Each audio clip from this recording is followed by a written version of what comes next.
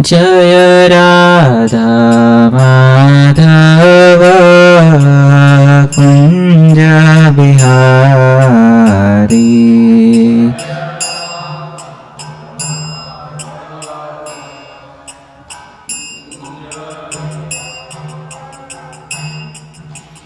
Gopi जनवल्लभ Girivardhari.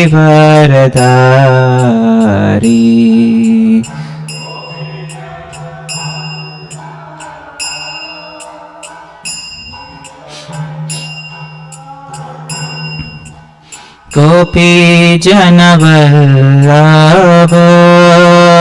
Girivardhari.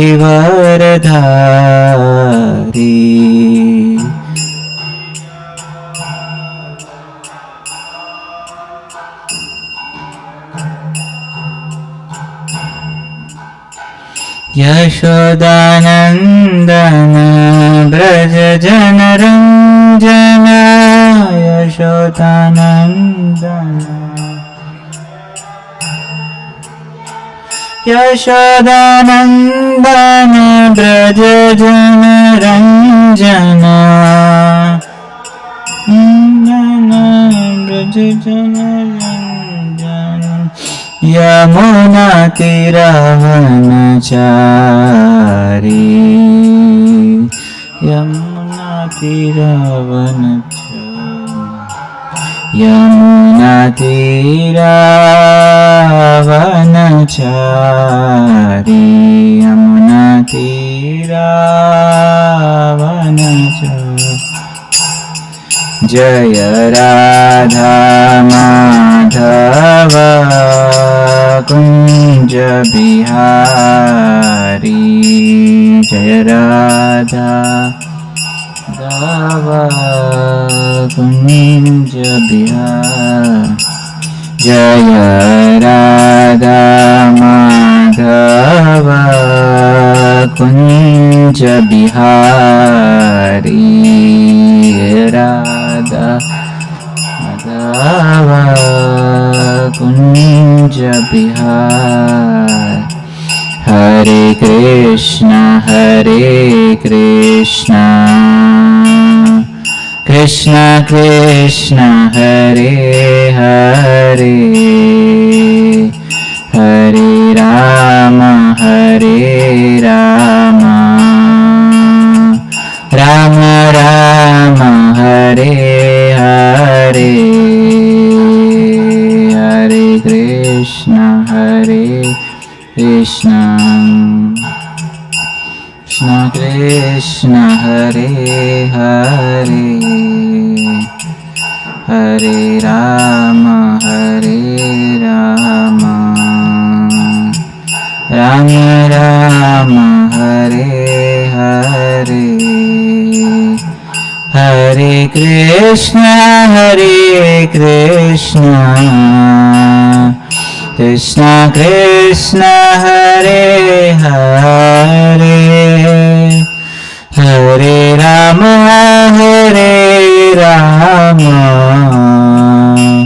Ram Ram Hare Hare. Hare Krishna Krishna Krishna Hare Hare. Hare Ram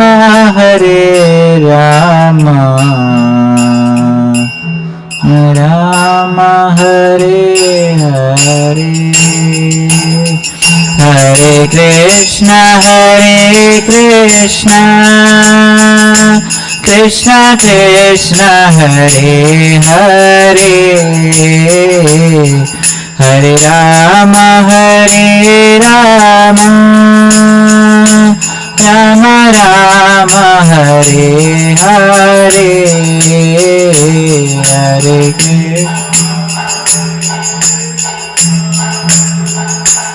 Krishna Krishna Hare Hare.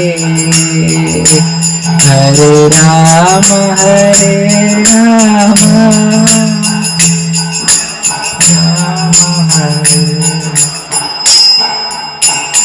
Hare Krishna, Hare Krishna, Krishna Krishna, Hare Hare, Hare Rama, Hare Rama, Rama Rama, Hare Hare, Hare Krishna, Krishna Krishna, Hare Hare, Hare Rama, Hare Rama, Rama Rama, Hare Hare. Shri Harinam Sankirtan ki jai. Om Namo Bhagavate Vasudevaya.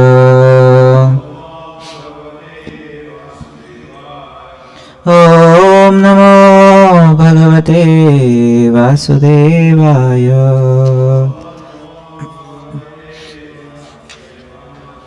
Om Namo Bhagavate Vasudevaya.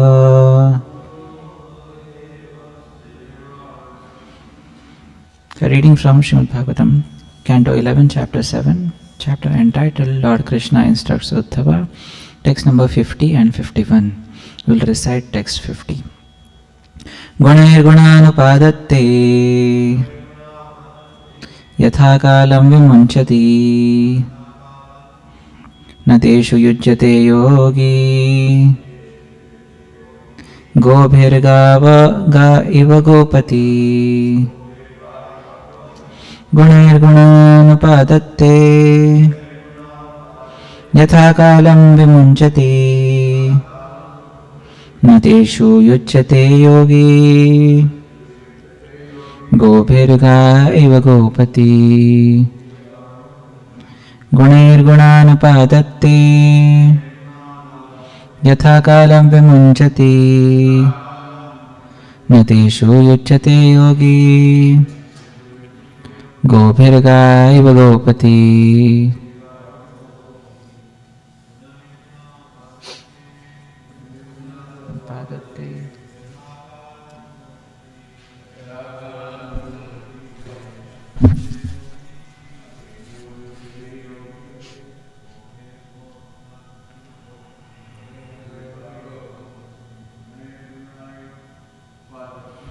Gunair gunanupadatte yatha kalam vimunchati nateshu yujyate yogi gobhirgo iva gopati. What meaning? Gunaihi, by his senses. Gunan, material sense objects. Upadatte, accepts. Yatha kalam, at the proper time. Vimunchati, gives them up. Na, he does not. Teshu, in them. Yujyate, become entangled. Yogi, a self-realized sage. Gobhihi, by his rays.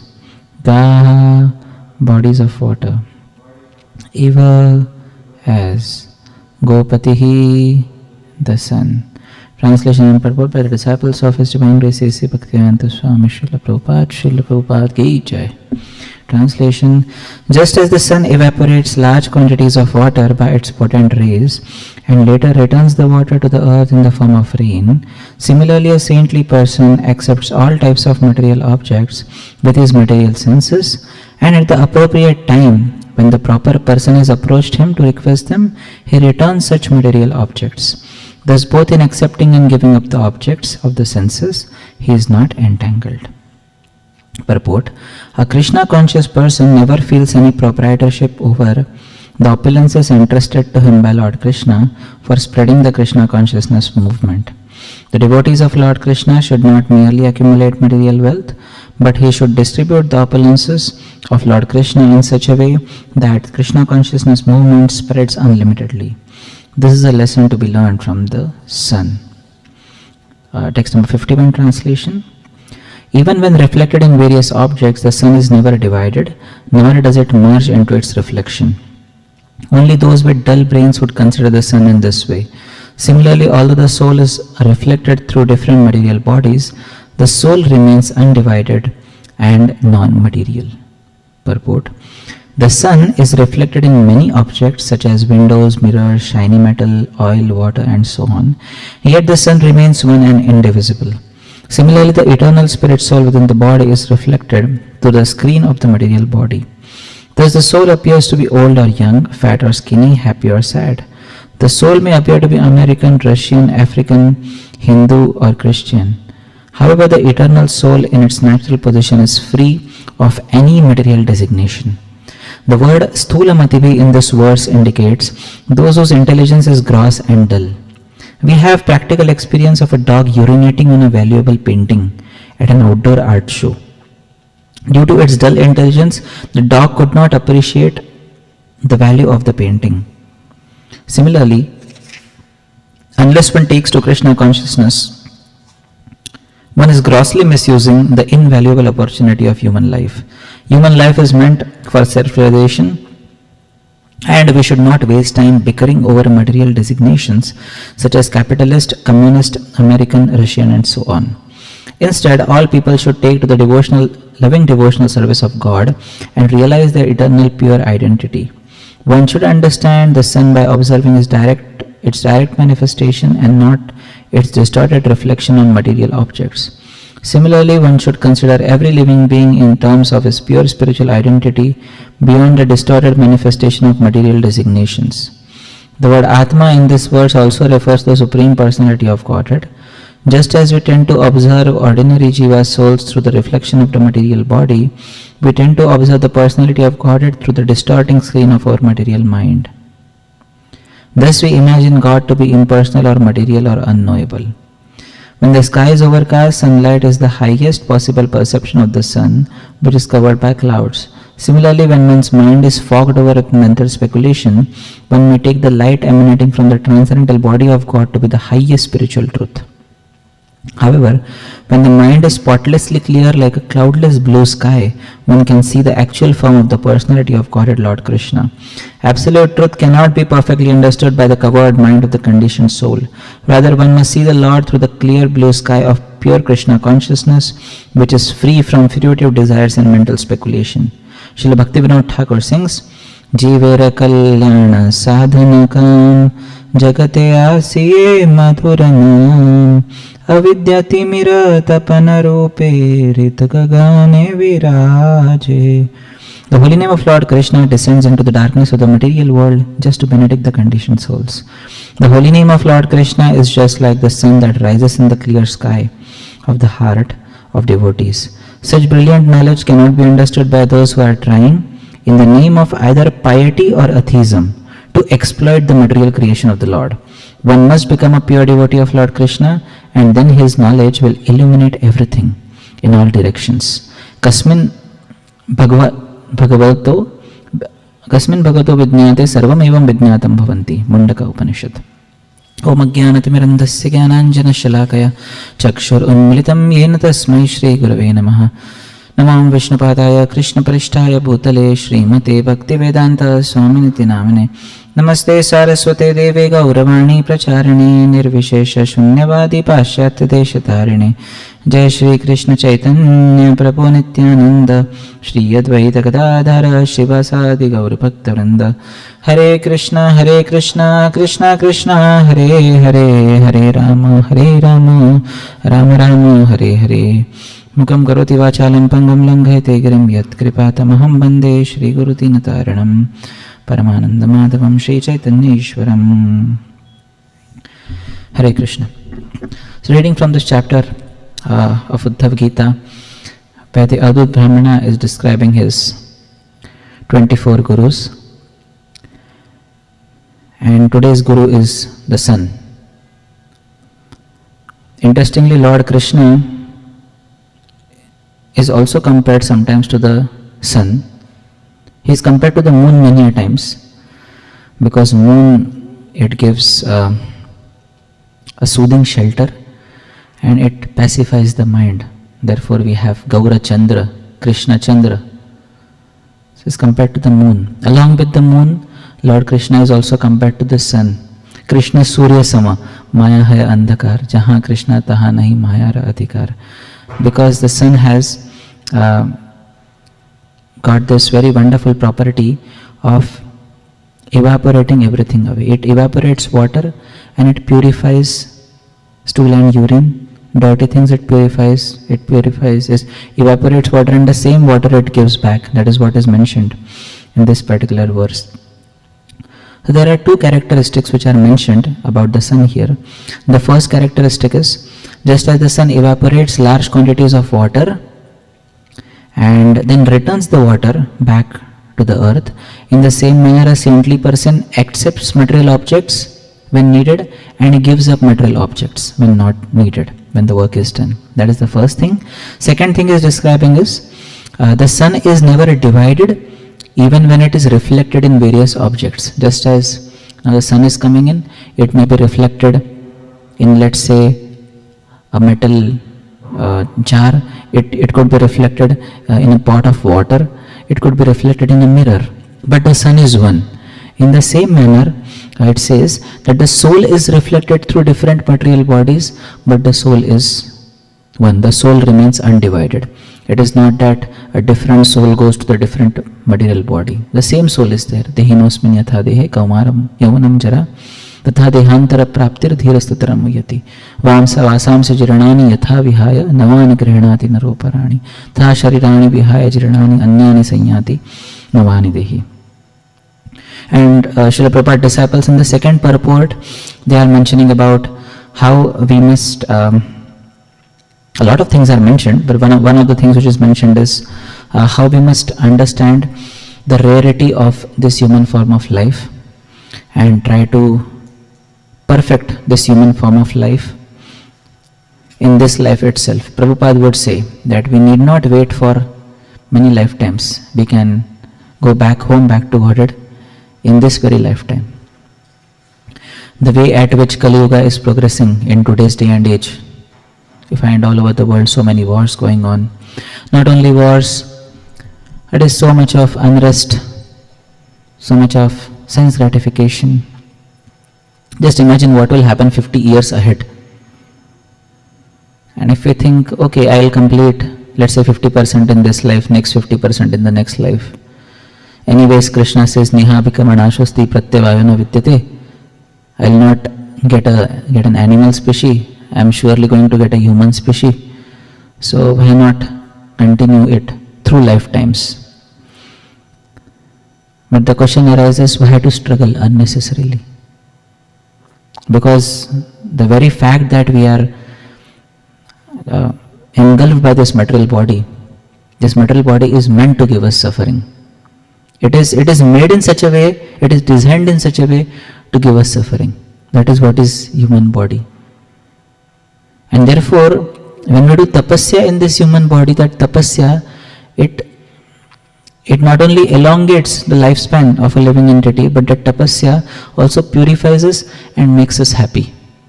Therefore, the very first verse which Rishabdev spoke was Nayam Deho Deha Bhajandra Loke Kashtan Kaman Arhate Vidbhujam Ye Tapo Divyam Putraka Yena Sattvam Shaddhet Yasmat Brahma Saukyam Tanantam. Rishabdev told his sons, Nayam Deho Deha Bhajandra Loke, that human life is not meant for sense gratification like the stool-eating dogs and hogs, but it is meant for self-realization by which one can understand one's eternal position and purify oneself. Heavenly bodies are meant for enjoyment. And therefore we see Nalkuvan and Manigriv, they were playing in Mandakini Ganga and they were enjoying for quite a long time. We see heavenly damsels like Urvashi, etc. They can enjoy for a long period of time. But as far as this human body is concerned, it is not meant for enjoyment. Just like we give that example of a Mercedes Benz. If we use a Mercedes Benz for plowing in a tractor field, in a field, then it is not the right utilization of the Mercedes Benz. In the same manner, if we utilize this material body for enjoyment, that is not the right utility of this human body. But if we do tapasya in this human body, that tapasya can take us towards a higher destination. In the first verse, I was actually planning to speak something on this. It is mentioned how a saintly person, he accepts sense objects when it is required, and then he gives up sense objects when it is not needed, just as the sun takes up water.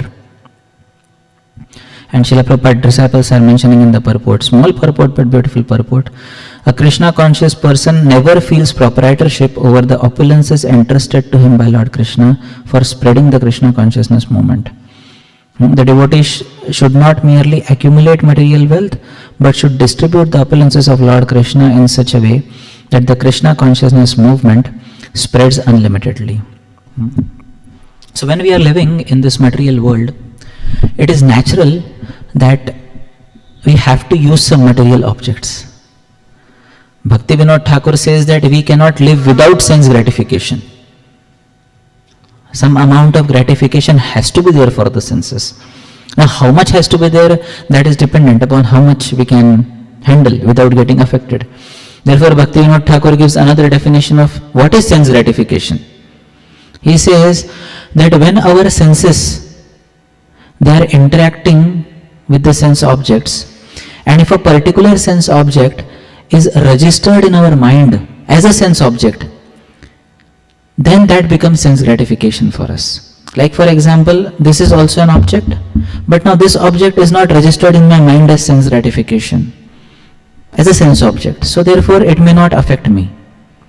But let's say if some beautiful girl is there, then that may affect me, and that object, if it is registered as a sense object, then that can affect me. So he gives this definition of sense gratification, that when any object is registered as a sense object, it becomes sense gratification. In the same manner, in our life, when we are practicing Krishna consciousness, at one end there is a need to become detached from material sense gratification. महाप्रभुर भक्तगण वैराग्य प्रधान, जहां देखी प्रीत हन गौर भगवान. Renunciation is the basic principle sustaining the lives of the servants of Lord Chaitanya Mahaprabhu. And Mahaprabhu becomes very pleased to see this renunciation. We have one such verse. Then Sarvam Bhattacharya, who was a very great devotee of Lord Chaitanya Mahaprabhu, he himself wrote this verse for Mahaprabhu. Vairagya Vidya Nija Bhakti Yoga Shikshartham Eka Purusha Purana. Mahaprabhu especially came to teach us this principle of Vairagya Vidya. Bhakti Yoga, but in that also detachment, including Bhakti Yoga. As we practice Bhakti Yoga, it is natural that detachment comes up, because Vasudevya Bhagavati Bhakti Yoga Prayojitah Janayati Ashu Vairagyam Jnanam Cheta Haitukam. But then in a sadhaka's life, there are two tracks in which he or she has to go on. The first track is attachment to Krishna, and the second track is detachment from material sense gratification. Because if the two things do not happen in a simultaneous manner, then what may happen is, if one just focuses on attaching oneself to Krishna without detaching oneself from material things, then one may land up in Sahajaism. One may take Krishna very cheaply, one may take Bhakti very cheaply. And if one just focuses on detachment, then the hard will become very hard. But Bhakti is not meant to cultivate a hard heart. Our heart has to become soft by the practice of Bhakti Yoga. So now a question may arise that how, to what degree we should accept the sense objects. Namo akinchana vittaya nivritta guna vittaye. Kunti Maharani is praying that the devotees do not possess anything material. So should we not have a watch? Should we not have a car? Should we not have a big house? How exactly to decide while living in this material world? So very simple formula is given to us by Srila Rupa Goswami, and which was formulated by Srila Prabhupada. We are called as Rupanugas, and Rupa Goswami gave us this wonderful formula of Yukta Vairagya, wherein he gives the basis of utilizing things in Krishna's service and to what extent we can utilize. So he says, Anasaktasya Vishayan Yatharham Upayunjata Nirbandha Krishna Sambandhe Yukta Vairagyam Uchyate. When one is detached from the sense objects, the first qualification is detachment. First Vairagya has to be there, then Yukta Vairagya can be done. This is detachment from sense objects. Anasaktasya Vishayan Yatharham Upayunjata. One accepts them, Nirbandha Krishna Sambandhe Yukta Vairagyam Uchyate. And one engages those things in the service of Krishna. And that is what is called as Yukta Vairagya. Opposite to that is called as Falgu Vairagya, where one leaves everything in this material world stating that no, this is material, I cannot use this in Krishna's service. Prapanchikataya Bhattya Hari Sambandhi Vastuna Mumukshavi Parityago Vairagyam Falgu Kathyate. And that Falgu Vairagya is not at all useful. Like one time there was a man and he was going by a street and he saw that a purse is lying there on the ground. So this person, what he did was, he said, oh, this is not my purse, and he just left away. Then another person came and he saw that purse is there. He looked here and there, no one was there. He picked up that purse and went away. And the third person came. He saw that purse. He thought it is lying on the road and he just picked it up. He saw whose name was there. He called that particular person and returned him that purse. So the first person who gave up that purse, that example is said to be, that person was like following Falgu Vairagya, where is artificially getting detached from things. The second person is a bhogi or an enjoyer who is utilizing others things in his service. Like imagine if I start, if I go to someone's house and open their refrigerator and start eating something, and that person comes in and that person asks, hey, who are you, what are you doing? Hey, and we say everything is of Krishna, why cannot you use your fridge and why cannot you use your food? Everything is belonging to Krishna. No, you cannot do that. You cannot do that. So the second person is like an enjoyer. Like one time a servant was there in the house and the master had gone out. And this servant thought, my master, he keeps me in the outpost and he enjoys very nicely. Let me today enjoy as the master is enjoying. And he goes to the bedroom and he rests very nicely in that bedroom. And he thinks that he will rest only for 15 minutes because the master was going to come after 3 hours. And he was so tired that he slept for 1 hour. And the master, his work got over in half an hour only, and he returned. And when he entered his bedroom, he saw this servant there and he started beating his servant. He said, you rascal, you are enjoying my property. So in the same manner, when we are living in this material world, when we don't understand that the things belong to Krishna, then we become thieves. Then we become sense enjoyers. And therefore, Srila Bhakti Siddhanta Saraswati Thakur would also say, Kaminira kama nahi tava dhama tahara malika kevala yadava.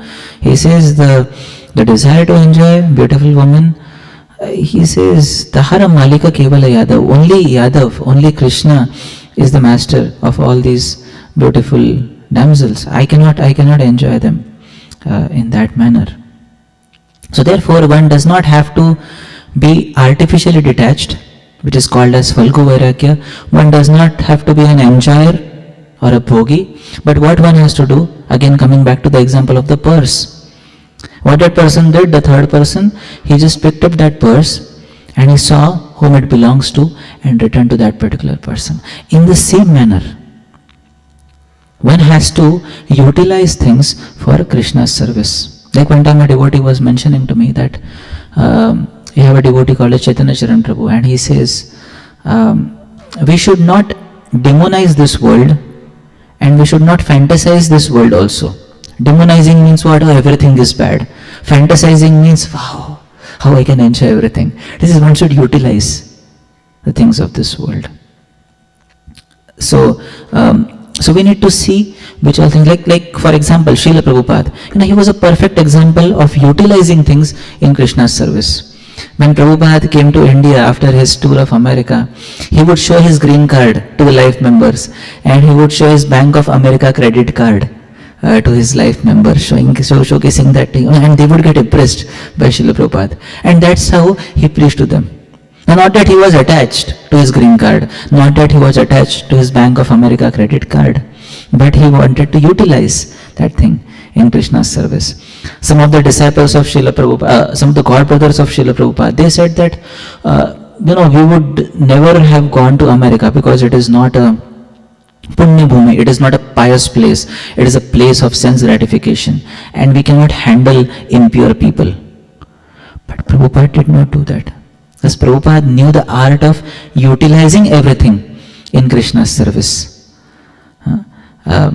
We had Srila Saraswati Thakur also, who could purchase a Rolls-Royce car during that time, which was only there with the governor of Bengal, apart from Srila Saraswati Thakur. And he would take that car to villages and do book distribution and prasad distribution. One time there was a person who was like in front of whom some money was kept, and he was like saying, I don't look at money. And his photo was taken that he doesn't look at money. Prabhupada said, give me a suitcase full of money and I will embrace that money and click my photo. I have no problem. Click my picture. Because I am sure I will utilize every cent of that in Krishna's service. So therefore, everything of this world can be utilized in Krishna's service, provided we have that mode of service. But on the contrary, if we have an enjoying mood, then anything of this world can trap us. And that particular thing which was meant for utilizing in Krishna's service could become a trap for us, which can bind us and make us undergo repeated birth and death in this material world.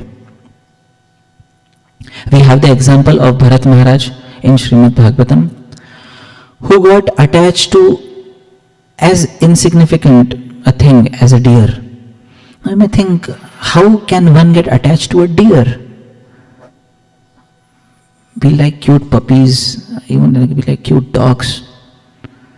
What about a deer in the forest, that too in a forest, and is fondling that deer? But he got attached. And the deer became a cause of Bharat Maharaja's downfall. He could not see the deer as Krishna's part and parcel. Later, initially he saw when he saved the deer. After that, he became so attached to the deer that he forgot his self-realization. He forgot that he had a purpose to go home, back to Godhead. So, one end of the spear we have Bharat Maharaj, who got attached or attracted to a deer. Another end of the spectrum, we have Srila Ramananda Rai. About Ramananda Rai, it is mentioned that when he would be there in Jagannath Puri, and these beautiful young girls, Devadasis, were there, he would personally train those Devadasis in how to dance for Lord Jagannath. And not only train them, he would bathe them, he would massage them, he would, Chaitanya Charitamrita mentions it, he would touch their private parts, and still he would not get affected even the slightest extent. And one may say, how can it happen? And Mahaprabhu says it. Mahaprabhu says, I cannot handle this, but Ramananda Rai is different.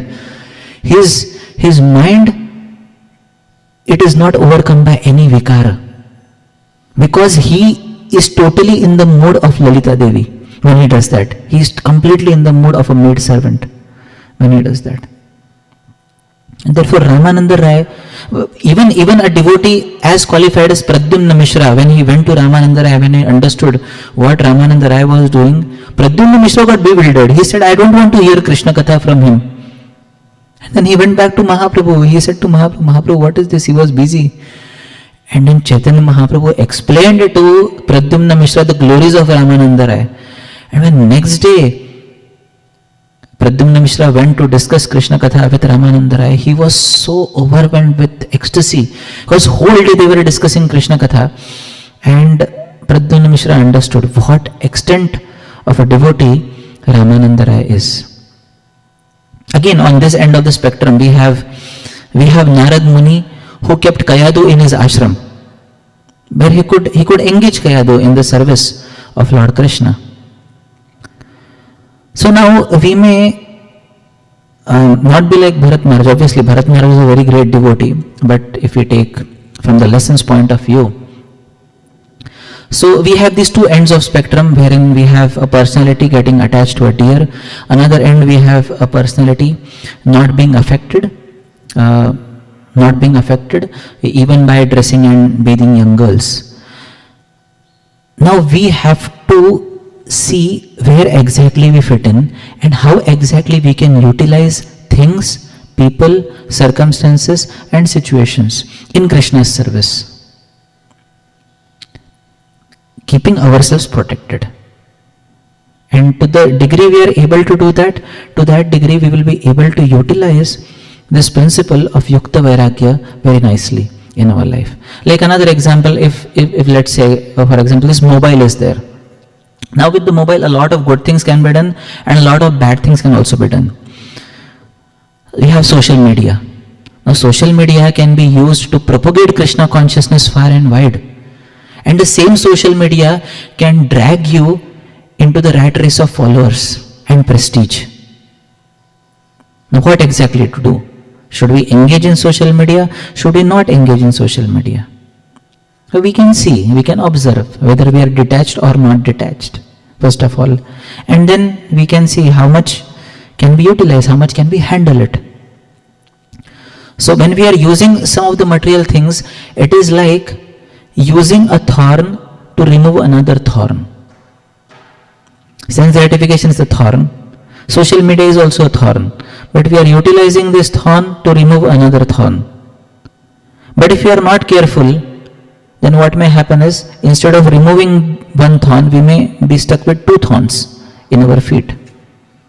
That is the danger of every material object what we may utilize. So therefore, we need to see and observe in our own practice of devotional service what level of material objects we can accept in our life, and what is the test of acceptance that we are able to give it up immediately.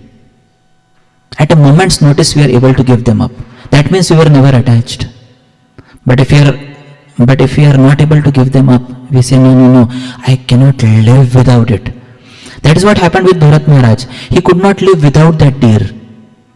So attachment should not become so encompassing in our life that we say, I cannot live with this particular object or without this particular thing. Then that attachment can bind us, the same attachment can bind us. But if that attachment, if we are ready to engage it in Krishna consciousness, we had Srila Bhaktisiddhanta Saraswati Thakur, who would one time, a young girl came to meet Srila Saraswati Thakur who was old enough to be his granddaughter. And Srila Saraswati Thakur said, I cannot meet her in public, in private. Srila Saraswati Thakur said like that. And we had Srila Prabhupada who could be teaching cooking to Western girls alone in the kitchen. And he could do that without getting affected. But it's not that he wasn't careful. Prabhupada one time said that even if you keep me in a room full of naked women, I will not get affected. Because Prabhupada had that. And another time when somebody was asking him, what are you praying, Srila Prabhupada? Srila Prabhupada said, I was praying to the Supreme Lord to protect me from Maya. And somebody said, why? One time you are asking to protect, next time you are saying like this. Prabhupada said, because I am praying to the Lord to protect me from Maya, therefore I will not get affected by material things. And we find Srila Prabhupada how wonderfully he utilized the facilities here in America, how he made his headquarters. Before Mayapur, we had Los Angeles as the headquarters, and how wonderfully he purchased the place very next to Hollywood. Now one may think, what is this, next to Hollywood? No, and there were devotees who would go in front of that and do Harinam. But but they were doing Harinam. And they were following the instructions of Srila Prabhupada, therefore they were not affected. And therefore Prabhupada writes in one of the purports of Srimad Bhagavatam, I guess this is 6.541, he says that therefore we advise all the young boys and the young girls of Krishna conscious movement not to get attracted to each other, but to get attracted to Krishna. Then everything will be alright. Otherwise there will be problem. So when we are utilizing things, when we are utilizing people, utilizing in the sense engaging, so we need to be very sure that we are following the principle of Yukta Vairagya as told by Rupa Goswami. And then we can be like the sun. We can engage people and we can get away from the situation when not needed. Otherwise, the soul by nature is very insignificant. So there is a great chance that we may get affected, and in the name of Krishna consciousness, we may use Krishna consciousness for our sense gratification. That is another thing that may happen. In the name of Yukta Vairagya, what may happen is, we may enjoy the facilities, we may enjoy the things given by Krishna, and we may use it only for, it is Krishna given, let me use it for my enjoyment. But Prabhupada was not attached. Prabhupada came to America with 40 rupees. Afterwards he had 40 crores. 40 crores is how much?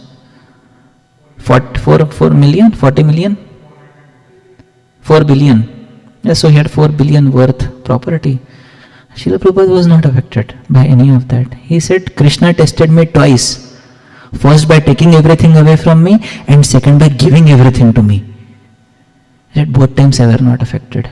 Sometimes people get affected when things are taken away from them. And they say, Prabhuji, Krishna has taken everything away from me. Why should I pray to Krishna? I will leave Krishna consciousness.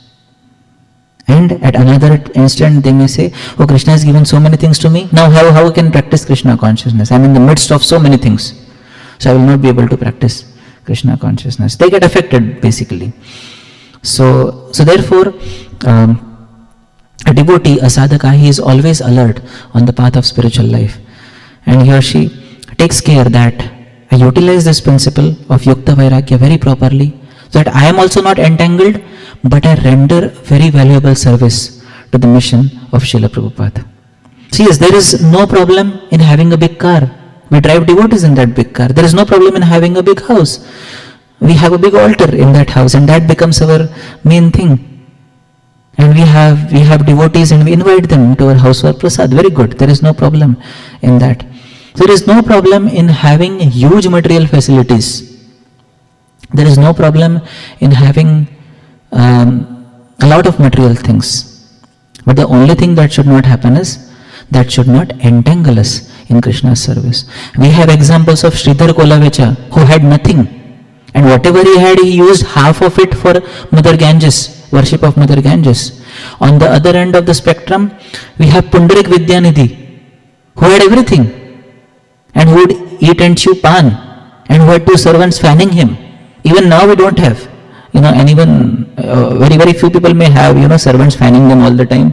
Pundarik Vidyanidhi had servants, but he was not affected by any of that. So therefore, we need to see at our own, we need to use our own discretion and see how we can utilize this principle of Yukta Vairagya in the best possible way in our life, in order to maximize our service to Krishna, in order to lead a fulfilling life in Krishna consciousness, and at the same time to protect oneself from the allurements, and to protect oneself from this proprietorship, controllership and enjoyership mentality. And when this happens, when a devotee becomes pure, actually there is no problem. Then a devotee can utilize anything and everything for Krishna consciousness. Problem is when we are in between. Then we have to have that discretion. So these were some thoughts. If there are any comments or discussion points. Shri Vallabh Prabhu has something.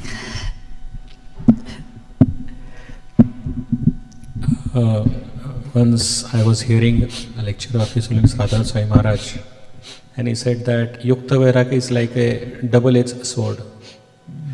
Only an expert person can handle that. It is not for practicing sadhakas most of the times. So that's why one has to follow the instruction of Chaitanya Mahaprabhu of following the etiquettes of renounce order.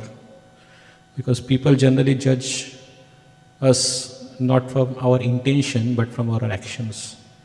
So that's why Chaitanya Mahaprabhu also himself followed. He said that Sannyasir Alpachitra Sarva Logagaya. Even though he is Lord himself, but he used to follow very meticulously the principles set for the sannyas order. He also advised Sanatan Goswami, who was wearing a blanket which is very costly. So he became very pleased when Sanatan Goswami gave that, because ordinary person may misunderstand it.